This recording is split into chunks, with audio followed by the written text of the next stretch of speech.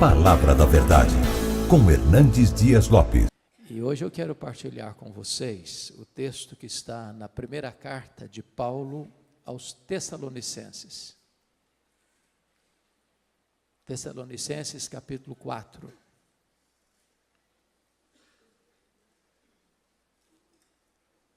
Dos versos 13 ao verso 18.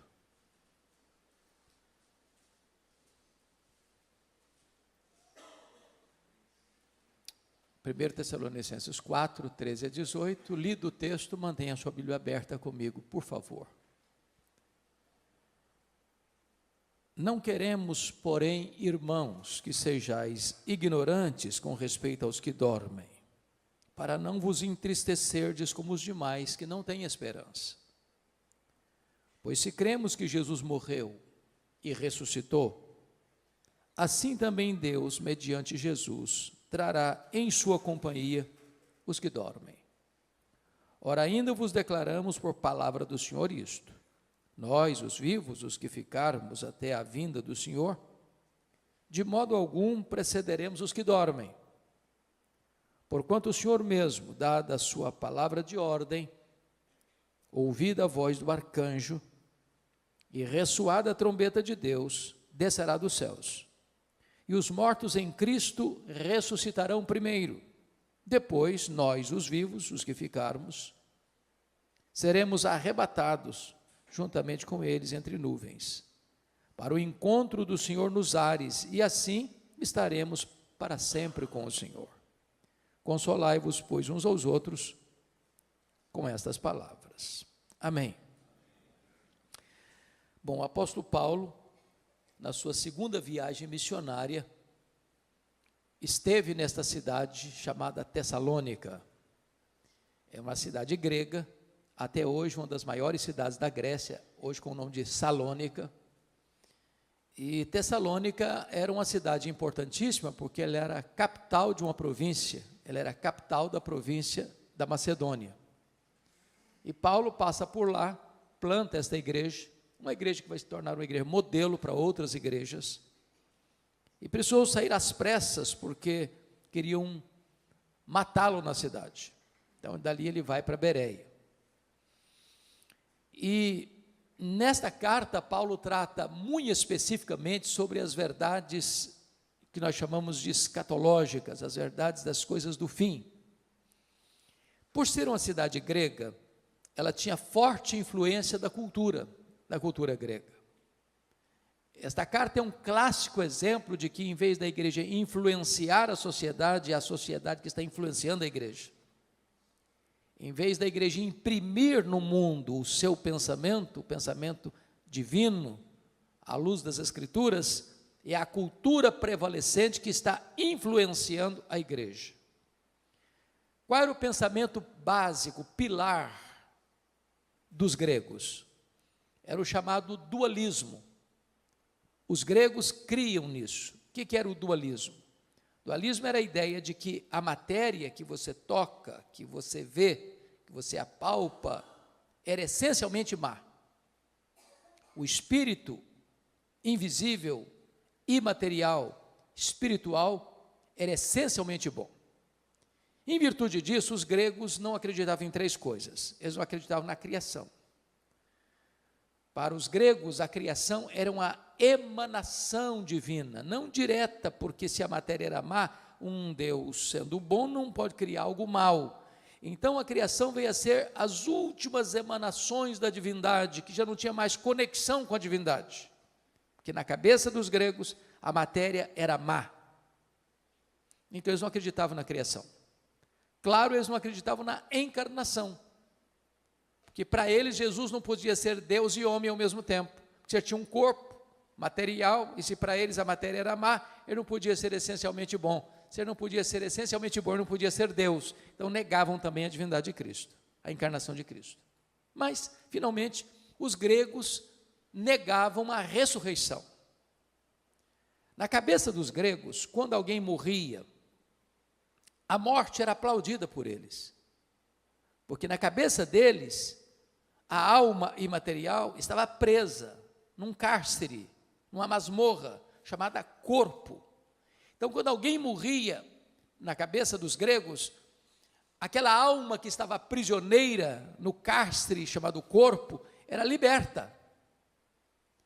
Pensar em ressurreição para eles era um anticlímax, era um retrocesso, porque era pegar aquela alma que fora liberta na morte e trazê-la de volta para a prisão do corpo. Então os gregos não acreditavam em ressurreição. É por isso que quando Paulo pregou em Atenas, a cidade grega, capital da intelectualidade humana, ao ouvirem falar de ressurreição, uns escarneceram. Então, o que estava acontecendo aqui? Quando um crente morria na igreja de Tessalônica, era um desespero só, porque os crentes de Tessalônica, copiando o que estava acontecendo na sociedade, no mundo, eles não tinham esperança, não tinha cântico, não tinha celebração, não tinha convicção de céu, não tinha garantia de vida eterna. Olha comigo o versículo 13: não queremos, porém, irmãos, que sejais ignorantes com respeito aos que dormem, para não vos entristecerdes como os demais que não têm esperança. Paulo está dizendo que o mundo não tem esperança, e os crentes não podem viver como o mundo sem essa esperança. Agora, o que ele está querendo dizer aqui com os que dormem? Com respeito aos que dormem, para não vos entristecer como os demais que não têm esperança. E a pergunta que eu faço a vocês: o que é que dorme na hora da morte? É o corpo ou é a alma? O que é que dorme? E a resposta insofismável, categórica é o corpo que dorme. A alma não dorme. O seu corpo não sobrevive sem a sua alma, mas a sua alma sobrevive sem o seu corpo. Você não é um corpo que tem uma alma, você é uma alma que tem um corpo. Você e eu fomos feitos do pó, somos pó e voltaremos ao pó. Mas na hora da morte, a alma, que é o sopro divino, se desprende do corpo e se volta para o Senhor. O pó volta à terra como deu, o espírito volta a Deus. Agora, aquela dúvida dos tessalonicenses ainda é a dúvida de hoje.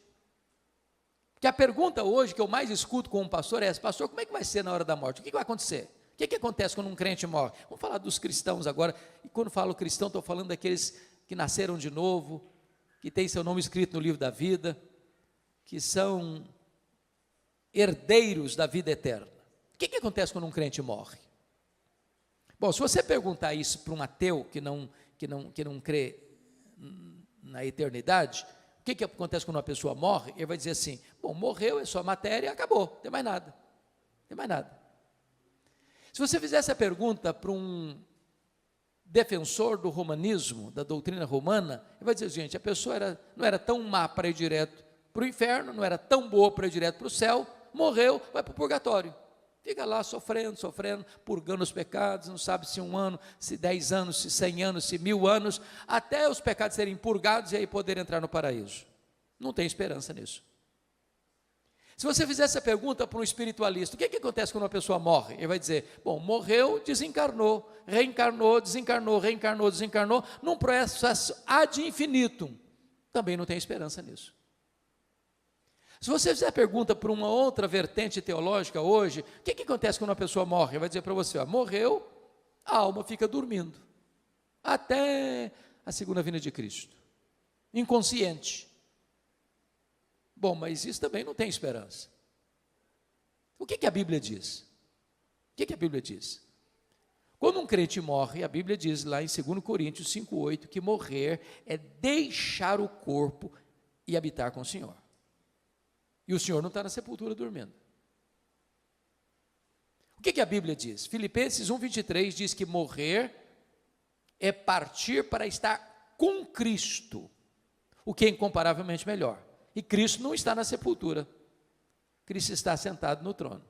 Ele está no céu, de onde intercede por nós. É por isso que Paulo diz: morrer para mim é lucro.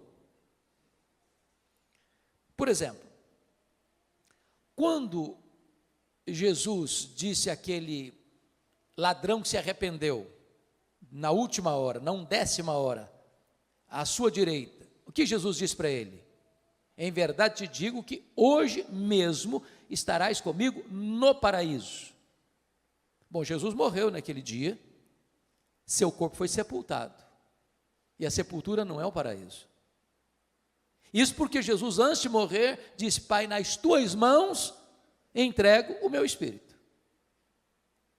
Então, o problema dos tessalonicenses é que eles estavam vivendo sem esperança, influenciados pela filosofia e pela cultura dos gregos, deixando de experimentar e usufruir as verdades consoladoras das Escrituras.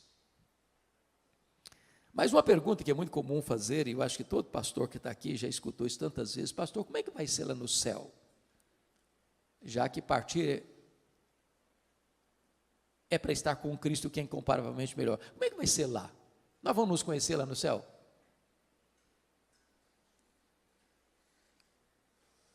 E a resposta óbvia é claro que nós vamos nos conhecer no céu. É claro. O céu não é retrocesso, o céu é glorificação. Então preste atenção nisso. Aqui você e eu não nos conhecemos direito. Se eu não sei quem aqui está casado há mais tempo. Vamos imaginar que tem aqui no auditório uma pessoa que tem 50 anos de casado. Se eu perguntar para essa mulher assim: você conhece o seu marido? Ela vai responder assim: estou começando a conhecer. Se eu perguntar para o marido: você conhece a sua mulher? Eu falei: rapaz, eu estou arranhando ainda a superfície para conhecer. Os gregos diziam assim: conhece-te a ti mesmo. Os gregos estavam errados. Nem você, nem eu nos conhecemos. Só Deus nos conhece. Eu não sei quanto a você, mas de vez em quando eu fico escandalizado comigo mesmo. Você não fica, não? Falei: meu Deus, não sou eu que estou pensando nisso, não é possível. Você e eu não nos conhecemos. Agora, lá no céu, sem as limitações que nós temos aqui, de tempo, de espaço, de conhecimento, nós vamos nos conhecer. Pense só comigo, imagine você conviver com alguém a eternidade inteira sem saber quem ela é. Faz sentido isso? Não faz o mínimo sentido. É óbvio que nós vamos nos conhecer. Agora, um detalhe, lá no céu não vai ter as mesmas realidades que aqui. Por exemplo, Jesus disse que lá no céu nem se casa, nem se dá em casamento. Às vezes as pessoas nutrem um romantismo irreal nesse sentido. E eu já vi muito funeral, sobretudo de uma pessoa que já está casada há muitos anos, vai a esposa primeiro, vai o marido primeiro, e um fica lá curtindo, passando a mão assim, a mãozinha já gelada, daqui a pouquinho eu estou indo também, dando a ideia de que vai continuar casado lá no céu. Não vai, não. Casamento é só para essa vida. Aproveita, porque depois não tem mais. Alguém diz: ufa, até que enfim também. Ah, que pena, podia prosseguir. Não vai prosseguir. Então, casamento é só para essa vida. É por isso que a Bíblia diz que tem um curso aí, que o curso é bom, mas o título não é bom. Casados para sempre. Não é verdade isso, não tem casados para sempre. O curso é bom, mas o título, penso eu, não foi feliz. Porque a Bíblia diz que casamento é até que a morte o separe. Então lá no céu não tem casamento. Segunda coisa, lá no céu nós não vamos ser famílias nucleares. Em outras palavras, lá no céu você não vai amar mais quem foi aqui, seu pai, sua mãe, seu marido, sua mulher, seus filhos, seus avós, do que você vai amar Abraão, Isaque e Jacó. Lá nós não vamos ser famílias, José, Pereira, Silva, Oliveira. Não, lá nós vamos ser uma única família, lavada no sangue do Cordeiro. Agora, Paulo não diz o seguinte: nós não estamos aqui especulando. Não é uma questão de especulação. Olha comigo o versículo de número 15, quando ele diz: e sabeis também vós, não, desculpa, o vento bateu aqui, mudou minha página, 4:15. Ora, ainda vos declaramos por palavra do Senhor isto, não é especulação, não é uma teoria, não é uma opinião de um teólogo, é revelação de Deus. Isso é o que Deus revelou. Então, a grande pergunta aqui, meus amados, é: onde está a nossa garantia dessa esperança? Qual é a base da nossa esperança? E o apóstolo Paulo vai responder nesse texto, no verso 16, é a parousia. Ora ainda, versículo 16, porque o Senhor, porquanto o Senhor mesmo, dada a sua palavra de ordem, ouvida a voz do arcanjo, e ressoada a trombeta de Deus, descerá dos céus. Então você e eu cremos que Jesus vai voltar. Esse é o pináculo da nossa fé, esse é a acrópole da nossa esperança, esse é o ponto culminante da nossa convicção, é a consumação da nossa salvação. Porque notem bem, nós já fomos salvos, nós estamos sendo salvos e nós seremos salvos. Com respeito à justificação, nós já fomos salvos. Com respeito à santificação, nós estamos sendo salvos. Mas com respeito à glorificação, nós seremos salvos. Essa é a nossa convicção. Jesus vai voltar. Ele vai voltar. E não tem corte humana, por mais egrégia que ela seja, que possa cancelar essa agenda.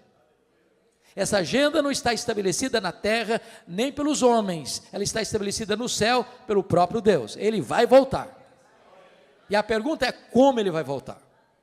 Primeiro, ele vai voltar pessoalmente. Está lá em Atos 1, versículos 9 a 11, que quando ele está subindo entre nuvens, 2 anjos descem, e os discípulos perguntam, e eles perguntam para os discípulos, estão olhando: varões galileus, por que estáis olhando para as alturas? Esse mesmo Jesus que vi subir, do mesmo modo, descerá. Ele não vai enviar um embaixador, não será Gabriel, não será Miguel, não será um arcanjo, não será um querubim, ele mesmo voltará pessoalmente. Segundo, como ele voltará? Ele voltará visivelmente. Lá em Apocalipse 1,7 diz que todo olho o verá, até aqueles que o traspassaram. O que significa isso? Até aqueles que o traspassaram.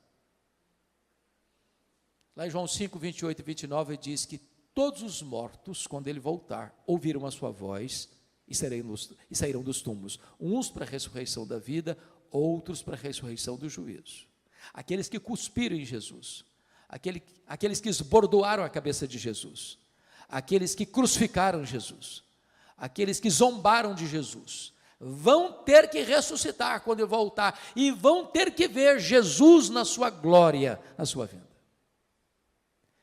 Vai ser o evento mais público da história, não importa o fuso horário. Agora é exatamente 10 horas e 6 minutos no Brasil, exatamente agora são 10 horas e 6 minutos da noite, lá no Japão. Não importa se de dia, se de noite ou se à tarde. E Jesus, quando disse isso, estava exatamente trabalhando a questão dos fusos horários, porque se Jesus volta de noite para nós, é volta de dia lá para a Ásia, se é volta de dia lá para a Ásia, é volta de noite para o Brasil. Não importa onde a pessoa esteja, em que fuso ela esteja, todo olho o verá. Vai ser o evento mais público da história. Mas em terceiro lugar, como ele voltará? Ele voltará audivelmente, porque o versículo 16 nos informa que, ouvida a voz do arcanjo, ressoada a trombeta de Deus, ele descerá dos céus. Ou seja, vai ser com o maior alarido da história. Não tem um arrebatamento secreto que ninguém viu, ninguém percebeu. Não, é público, é visível, é audível. Não haverá caverna tão profunda, não haverá deserto tão inóspito, não haverá montanhas tão geladas, onde as pessoas estejam que não ouçam o ruído, o alarido, a publicidade desse som, quando Jesus voltar para buscar a sua noiva, a sua igreja. como Jesus voltará. Quarto lugar, ele voltará repentinamente. Diz no sermão profético de Jesus que vai ser como um relâmpago que risca os céus do Oriente ao Ocidente. Quando está chovendo muito, está dando uma tempestade, você vê relâmpagos e você escuta trovões. Qual que acontece primeiro? O relâmpago ou o trovão? Ambos ao mesmo tempo. Você vê o relâmpago primeiro, porque a velocidade da luz é maior do que a velocidade do som. Então, um relâmpago ele risca os céus num átimo de tempo. Vai ser com essa rapidez. Paulo, em 1 Coríntios 15, vai comparar como um abrir e fechar de olhos. Quantas vezes você abre e fecha os olhos por dia? Você não sabe. É automático.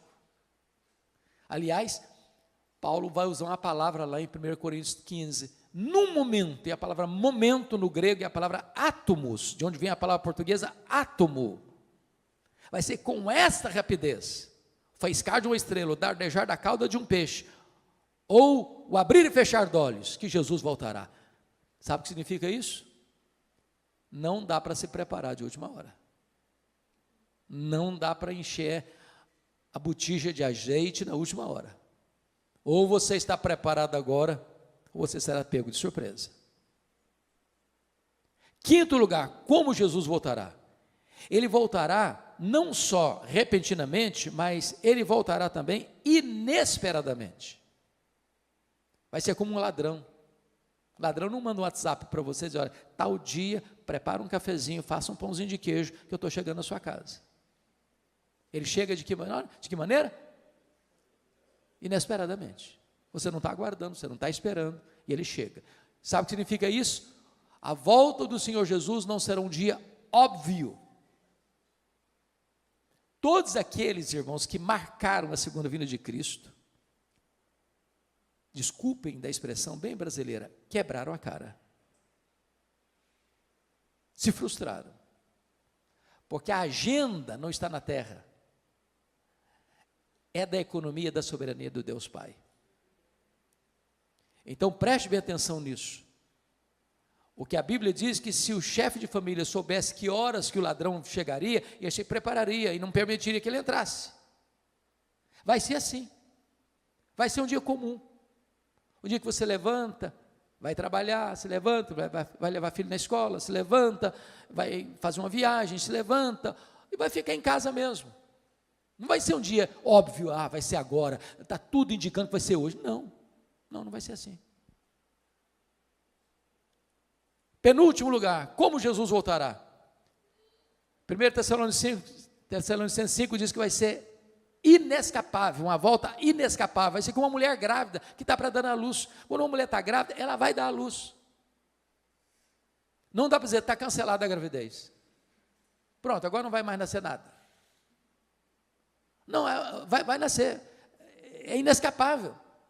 Em outras palavras, não tem nenhuma autoridade na terra, por mais poderosa que ela seja, pode dizer, Jesus não voltará. Não, é inescapável, ele voltará sim.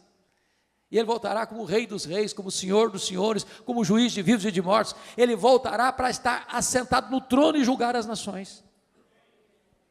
Finalmente, como ele voltará? Ele voltará vitoriosamente. Ele voltará para matar o anticristo com o sopro da sua boca. Ele voltará para lançar no lago do fogo o anticristo e o falso profeta. Ele voltará para jogar o diabo no lago do fogo, para ser atormentado para toda a eternidade. Ele voltará para lançar no lago do fogo o inferno e a morte. Ele voltará para lançar no lago do fogo todos aqueles cujos nomes não foram encontrados no livro da vida. Ele voltará para colocar todos os inimigos debaixo dos seus pés. Ele voltará para reinar com a sua igreja para sempre e sempre e sempre. É uma vinda vitoriosa. Isso é um pilar da nossa esperança. Jesus voltará. E é curioso que Paulo diz assim, preste bem atenção nisso. Versículo 15, ora ainda vos declaramos por palavra do Senhor isso, nós os vivos, os que ficarmos até a vinda do Senhor. Paulo era o maior teólogo e é ainda considerado o maior teólogo da história do cristianismo. Mas ele esperava a segunda vinda de Cristo para os seus dias. Há muitas pessoas que hoje, do alto da sua sapiência teológica, dizem, não, esquece, vai demorar mais de 500 anos ainda, vai demorar mais de 1000 anos ainda. Nenhum de nós tem essa autoridade para dizer isso. Aliás, nós deveríamos estar na ponta dos pés, na linguagem de Pedro, na segunda carta, capítulo 3, aguardando e apressando o dia da vinda do Senhor, e dizendo, Maranata, ora vem, Senhor Jesus. Mas se nós temos a revelação como primeiro pilar da nossa esperança, se nós temos a parousia, a segunda vinda como segundo pilar da nossa esperança, em terceiro lugar, nós temos a ressurreição como terceiro pilar da nossa esperança. Compare aí o versículo 16 na parte B, onde diz, e ressoada a trombeta de Deus, descerá dos céus, e os mortos em Cristo ressuscitarão primeiro. A grande pergunta é, primeiro em relação a quem? Porque é uma vertente teológica que diz que ressuscitarão primeiro em relação aos outros mortos não crentes, mas não é isso que Paulo está tratando, não é disso que ele está falando. Ressuscitarão primeiro em relação aos que estiverem vivos, porque segue o texto, depois nós os vivos, os que ficarmos. Então preste bem atenção aqui numa coisa importante. Quando um crente morre, estou falando crente salvo, não é crente nominal, não deveria existir desespero, porque quando um crente morre, ele já começa imediatamente, está lá em Hebreus 12, que o Espírito é aperfeiçoado para entrar na glória. Já imediatamente ele começa a desfrutar do céu, conscientemente, não fica dormindo, não fica num limbo, já começa a reinar com Cristo, conforme Apocalipse 20. Quando Jesus voltar, cronologicamente falando, aqueles que já estão lá com ele no céu, cujo corpo está na sepultura, dormindo, me dão nota de rodapé, abra um parênteses, eu fecho depois. Por que usa a metáfora dormindo, ou dormir no Senhor? Por que essa metáfora? Porque esse eufemismo é uma figura de linguagem para amenizar uma coisa. Em vez de você dizer assim, o cara morreu, aí você diz, ele dormiu no Senhor. Por duas razões. Porque quem dorme está fazendo o quê? Está descansando. Você dorme porque você precisa descansar. Apocalipse 14, 13 diz, bem-aventurados aqueles que desde agora morrem no Senhor, para que descansem das suas fadigas. Segunda razão porque usa a figura do dormir, porque quem dormiu vai acordar, se não acordou, não dormiu, morreu. Significa o quê? Que a morte, ela tem prazo de validade. Vai chegar um momento que a morte vai ser interrompida pela ressurreição. Os mortos vão ouvir a voz de Jesus e vão sair dos túmulos, uns para a ressurreição da vida, outros para a ressurreição do juízo, dando claramente a entender que não vai ter duas ressurreições, uma de crente e outra de descrente, vai ser uma única ressurreição, de crentes e descrentes, ao mesmo tempo. Quando Jesus voltar. Bom, voltando então à ressurreição dos mortos. Ele está falando de ressurreição dos mortos, primeiro em relação aos que estiverem vivos, porque aqueles que virão com Jesus, que estão lá desde Abel, voltarão com Jesus, aquela alma que já está glorificada, que já está reinando com Cristo, e agora este corpo que acabou de ressuscitar, com características específicas, um corpo imortal, incorruptível, poderoso, glorioso, espiritual, celestial, semelhante ao corpo da glória do Senhor Jesus, aquela alma agora então entra dentro deste corpo que está glorificado, agora sim a glorificação está plena, completa, e então estaremos para sempre com o Senhor. Os que estiverem vivos não podem subir do jeito que nós temos, um corpo mortal e corruptível. Então, 1 Coríntios 15 diz que seremos transformados e arrebatados com um corpo de glória, para estarmos para sempre com o Senhor. Mas a questão é, como é que vai ser o corpo da ressurreição? Paulo não trata aqui, mas Paulo trata desse assunto lá em 1 Coríntios capítulo 15. Eu queria que você fosse rapidinho comigo para lá. 1 Coríntios 15. Por favor, olha aí. Aliás, essa é a pergunta que eu mais escuto com o pastor. Como é que vai ser o nosso corpo? Como é que vai ser o nosso corpo? Etc e tal. Aqui Paulo responde isso de forma muito clara. 1 Coríntios 15, a partir do verso 35. Mas alguém dirá, como ressuscitam os mortos? Em que corpo vem? Paulo responde, ironizando com eles, insensatos, ou insensato. Você está fazendo uma pergunta muito óbvia. E aí ele vai usar 3 figuras para mostrar para nós como será o nosso corpo. A primeira figura está no versículo 36, é a figura da semente. A segunda figura está no verso 39, é a figura da carne. A terceira figura está no verso 40, a figura dos corpos celestiais. Então vamos dar uma olhadinha nisso? O que Paulo está dizendo no versículo 36 é o seguinte, que quando um crente morre, o corpo dele é uma semente. Quando você semeia na terra uma semente de milho, de feijão, de soja, o que vai brotar dali tem a mesma natureza, mas não é a mesma coisa.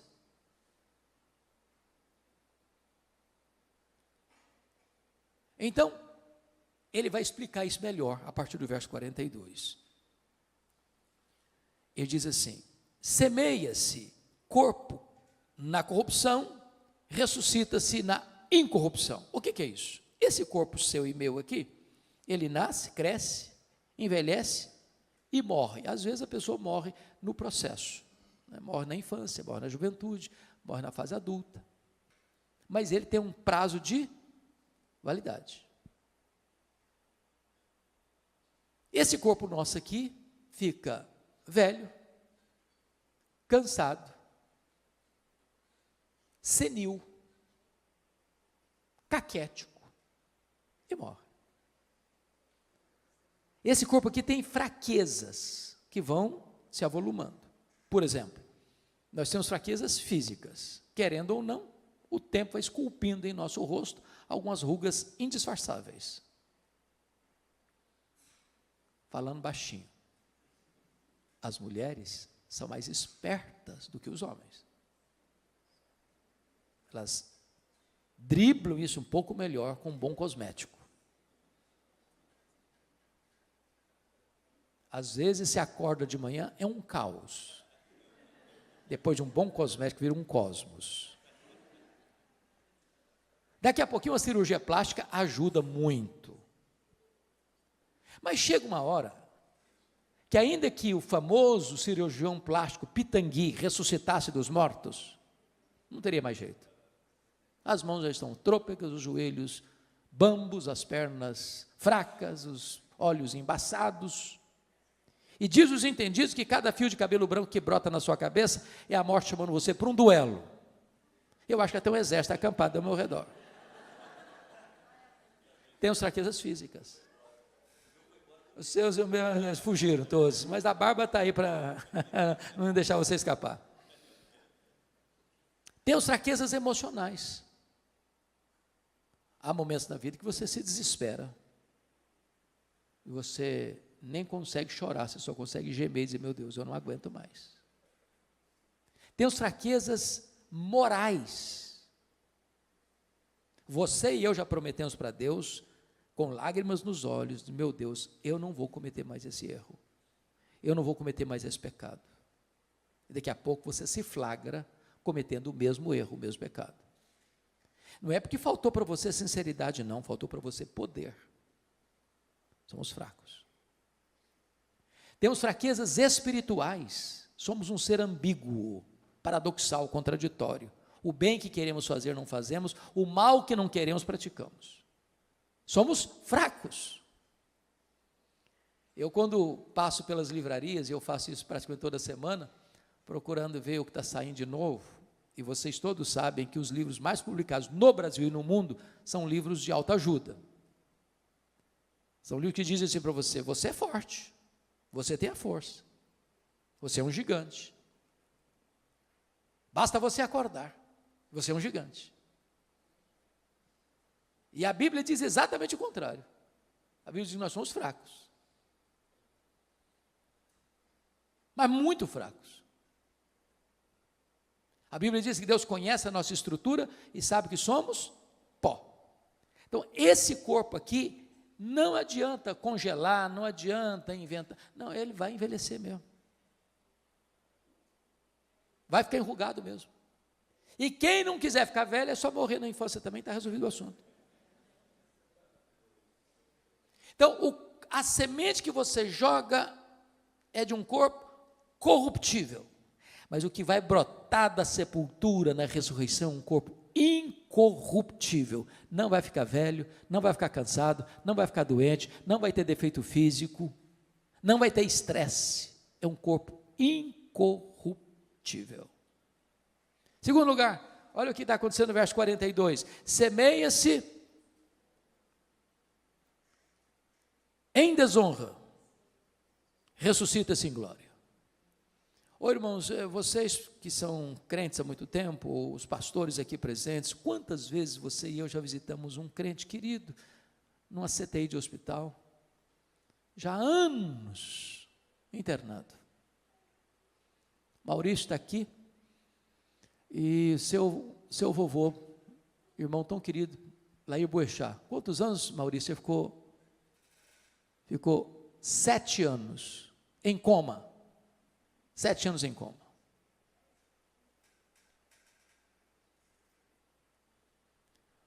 Muitas vezes eu já visitei ovelhas e irmãos fora do círculo da igreja local, que o corpo já estava caquético, encolhido, pele e osso, desonrado pela dor, desonrado pela doença, desonrado pelos remédios tão pesados. Quando você joga aquele corpo na sepultura, ele está desonrado pela fraqueza, pela doença. Mas o que vai brotar daí é um corpo glorioso, glorioso. E Daniel, capítulo 12, diz que vai brilhar como sol no seu fulgor. Louvado seja o Senhor. Então fique tranquilo, você vai ter um corpo perfeito. O corpo da ressurreição não vai brigar nem com o espelho, nem com a balança.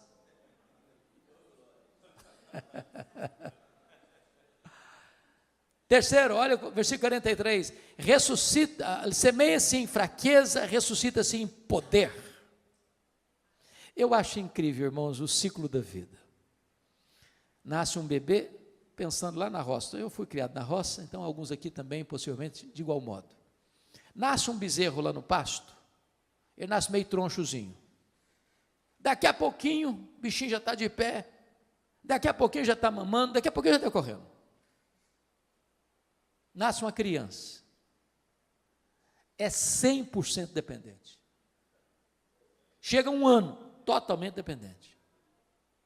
E aí, de repente, cresce, começa a andar, começa a correr, de repente vê um adolescente, vaidoso, um jovem com os músculos tonificados, daqui a pouquinho já está adulto, já está andando mais assim, mais moderadamente, daqui a pouquinho já não corre mais, daqui a pouquinho os passos já estão mais lentos, daqui a pouquinho está precisando de uma muleta, daqui a pouquinho está precisando de uma cadeira de rosa, daqui a pouquinho está precisando de uma maca, daqui a pouquinho já está, mais do que um bebê, totalmente dependente de novo.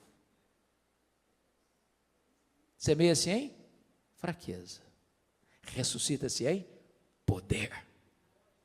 Você quer saber como é que vai ser o nosso corpo poderoso? Olha o corpo de Jesus ressurreto. Ele entrava numa casa fechada, sem precisar abrir a porta. Ele saía lá de Jerusalém e aparecia lá na Galileia, 154 quilômetros, sem precisar percorrer o trecho. Ele foi assunto aos céus com o seu corpo glorificado. Agora deixa eu fazer uma perguntinha. Onde fica o céu? A que distância o céu está da terra? O nosso universo, O nosso universo, diz os estudiosos, tem mais de 93 bilhões de anos-luz de diâmetro. Sabe o que significa isso? Se você voar à velocidade da luz, 300 mil quilômetros por segundo, nessa velocidade você demoraria mais de 93 bilhões de anos para chegar lá. Onde está o céu? Pergunto a vocês, com que velocidade Jesus voltou para o céu? Velocidade da luz? 300 mil quilômetros por segundo? Se ele voltou na velocidade da luz, ele está logo ali na esquina do universo ainda, depois de 2000 anos. Sabe o que significa que nós teremos um corpo poderoso? Significa que novos céus e nova terra será todo o ambiente do nosso habitat. Vou dar uma puladinha no céu, dar uma puladinha na terra. Quanto tempo um anjo gasta para vir do céu à terra? Quanto tempo? Sabe o que significa isso? Nós não estaremos como os anjos, como o corpo ressurreto de Jesus, sujeito às mesmas leis que nos governam agora. É por isso que o hino diz, nem metade da glória celeste jamais se contou ao mortal. Mas vamos à segunda imagem, à segunda figura? Como é que vai ser o nosso corpo? Confira aí comigo agora o versículo 39. Nem toda a carne é a mesma, porém uma é a carne dos homens, outra é a carne dos animais, a outra a carne das aves, a outra a carne dos peixes. Uai, Paulo, eu não estou te entendendo agora. Será que Paulo está dizendo aqui que também os animais, as aves e os peixes vão ressuscitar? É disso que ele está tratando?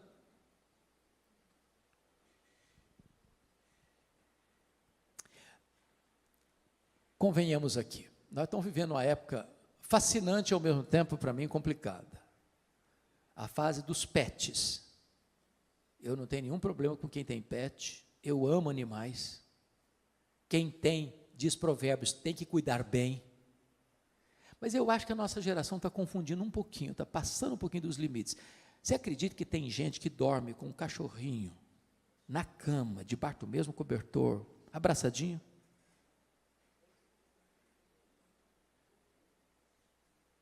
Eu estava num voo internacional há uns 3 anos, lá em Washington, vindo para o Brasil. E eu estou sentado e chega um casal muito bonito, um rapaz e uma moça muito bonitos, com um cachorro grandão, sentado na minha frente. Daqui a pouquinho o rapaz disse assim para a moça, fique aqui que eu vou comprar uma Coca-Cola. O lugar que vendia Coca-Cola ficava a uns 10 metros de onde estavam sentados. Quando o rapaz saiu, a moça lascou um beijo na boca do cachorro, mas daquele beijo cinematográfico. E eu fiquei olhando espanto, falei, meu Deus, mas é muito mau gosto dessa menina. Está doido, senhor.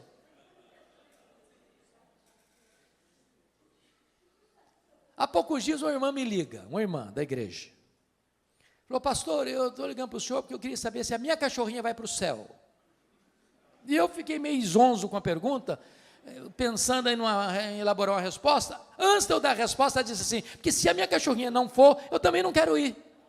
Falei, aí, é o problema da senhora, eu não vou entrar em briga de família não, hein? Que é isso?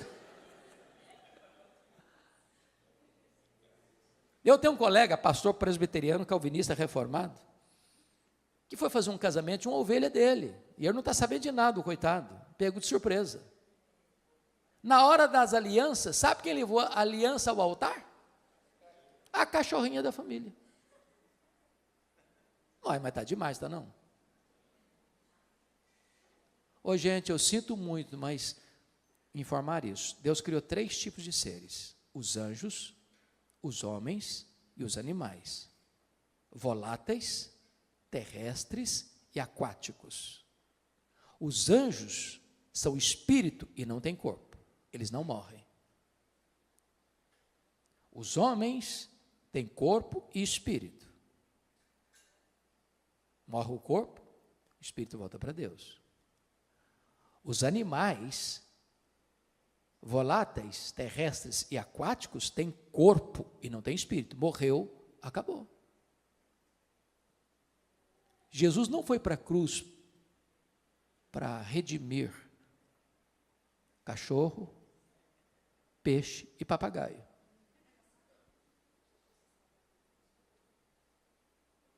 Está claro isso? Então, deixa eu ilustrar, para entender bem o que Paulo está dizendo. Um é a carne dos homens, outro é a carne dos animais, outro é a carne das aves, outro é a carne dos peixes. O que ele está querendo dizer? Então, eu vou ilustrar para você entender o que Paulo está querendo dizer. Imagine você que numa família que vai se perpetuar, essa família tem um cachorrinho de estimação, essa família tem um papagaio de estimação, e esta família tem um peixe lá no aquário de estimação, certo? Agora imagine você que morre o cachorrinho da família. Aí a família vai lá no quintal, abre uma cova profunda e sepulta o cachorrinho. 100 anos depois, morre o papagaio. A família vai lá na mesma cova, abre a cova, o que tem lá dentro? Pode quê? Pode cachorro. Sepulta o papagaio na mesma cova. 100 anos depois, morre o peixe. Ela vai lá na mesma cova, abre lá, o que tem lá dentro? Pode cachorro e pode papagaio, pode ave. Aí sepulta o peixinho lá dentro.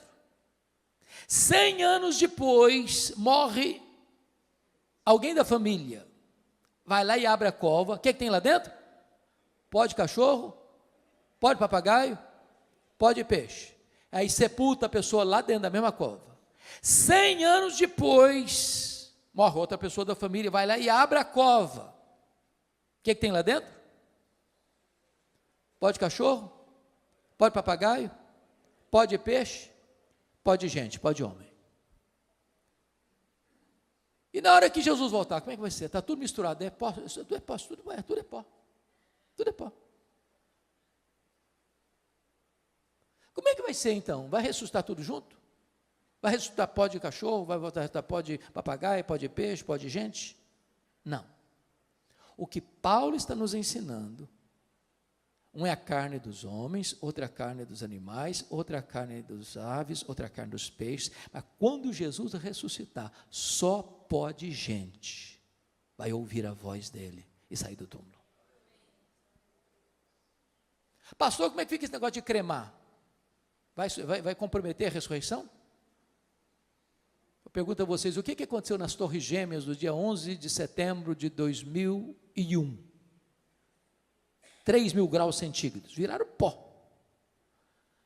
O que acontece quando uma pessoa é comida por um monstro marinho que vai soltando partículas do corpo dele para milhares de quilômetros mar adentro? Quando Jesus voltar, todos vão ouvir a sua voz. Não importa se apenas uma partícula de pó, o Senhor que criou o universo sem matéria pré-existente é poderoso para ressuscitar o seu corpo de maneira incorruptível, imortal, poderosa, gloriosa, espiritual e celestial. Mas deixa eu terminar. A última figura que Paulo usa está aí no versículo 40. Também há corpos celestiais e corpos terrestres. Sem dúvida, uma é a glória dos celestiais e outra dos terrestres. Um é a glória do sol, outra é a glória da lua, outra é a glória das estrelas, porque até entre estrela e estrela há diferenças de esplendor, pois assim também é a ressurreição dos mortos. O que Paulo está querendo ensinar com aqui?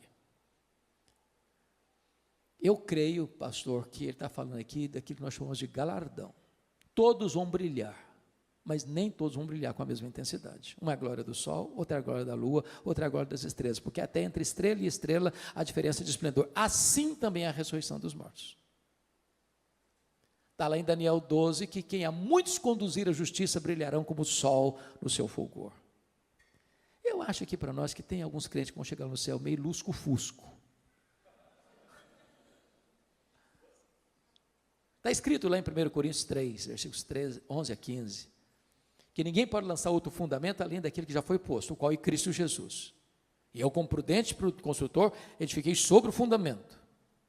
Agora, quando se edifica sobre o fundamento, você tem que escolher o material. Tem gente que escolhe material nobre, como ouro, prata e pedras preciosas. Outro vai construir com material perecível, como madeira, palha e feno. O fogo provará a obra de cada um. Se a obra de cada um provada pelo fogo permanecer, esse receberá galardão. Mas se a obra de alguém que construiu sobre o fundamento com material perecível e vai ser consumido pelo fogo, esse vai ser salvo, como que através do fogo mas não receberá galardão. Tem crente que vai entrar no céu com cheiro de fumaça.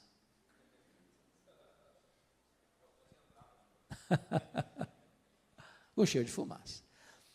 Preste atenção nisso. A salvação é de graça, mas o galardão é recebido pelas obras. Você não foi salvo para cruzar os braços e aguardar Jesus voltar. Você foi salvo para servir, para ser um canal de bênção, para ser um embaixador das boas novas, para ser um ministro da reconciliação, para levar a esperança da salvação para outras pessoas. Voltando para Tessalonicenses para encerrar, eu só queria chamar a sua atenção que depois então da ressurreição, está escrito, eu fecho aqui agora, o que vai acontecer? E depois nós, os vivos, os que ficarmos, seremos arrebatados juntamente com eles entre nuvens para o encontro do Senhor nos ares, e assim estaremos para sempre com o Senhor. Então, revelação, parousia, ressurreição, reunião. E ele termina dizendo, consolai-vos, pois, uns aos outros, com essas palavras. Ele começa com uma igreja triste, sem esperança, por não conhecer a verdade, e ele termina com consolo, dizendo, agora vocês que foram instruídos na verdade, sejam agentes de consolo para as outras pessoas. Meus irmãos, consolo não é uma coisa que vem de dentro, não é autoajuda. Consolo é aquilo que emana de cima, que emana das Escrituras, que procede da verdade de Deus. Se nós cremos nisso, então não temos motivo para ficar desesperados. Nós temos motivo para sermos consolados e nos tornarmos em consoladores para outras pessoas. Que Deus nos abençoe. Amém.